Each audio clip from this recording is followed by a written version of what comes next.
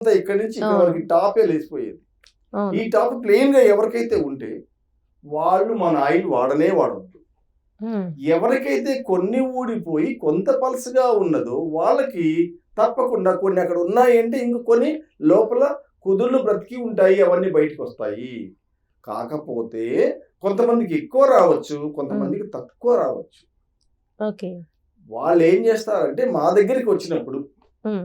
అసలు ముందు మా దగ్గరికి రావడానికి ముందు మేమేం జేస్తాము, తల యొక్క ఫోటోలు పైనుంచి తీసి మాకు 2, 3 పంపియమని జెప్తాం. హ్మ్. తల కండిషన్ ఎట్లా ఉంది, హెయిర్ కండిషన్ ఓకే. బాగా పలసగా ఉందనుకోండి, హ్మ్. అక్కడ కూడా వెంట్రుకలొస్తాయి కానీ తక్కువొస్తాయి. హుహు.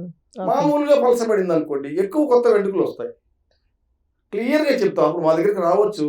16 రోజు లోపల హ్మ్. కేవలం మా herbal oil 4-5 minutes smooth massage చేయడం వల్ల 16వ రోజు, 15, 14వ రోజుకి కూడా చిన్న చిన్న మొలకలు బయటికొచ్చి తీరతాయి. ఓకే. 14 కొంతమంది నెలలు అని అంటుంటారు. నెలలు అవసరం లేదు. ఎందుకంటే ఈ బోన్ నుండి కపాలం పైన ఉండేటువంటి ఈ చర్మము కేవలము 2, 3 మిల్లీమీటర్ల డిస్టెన్స్ డెప్తే ఉంటుంది.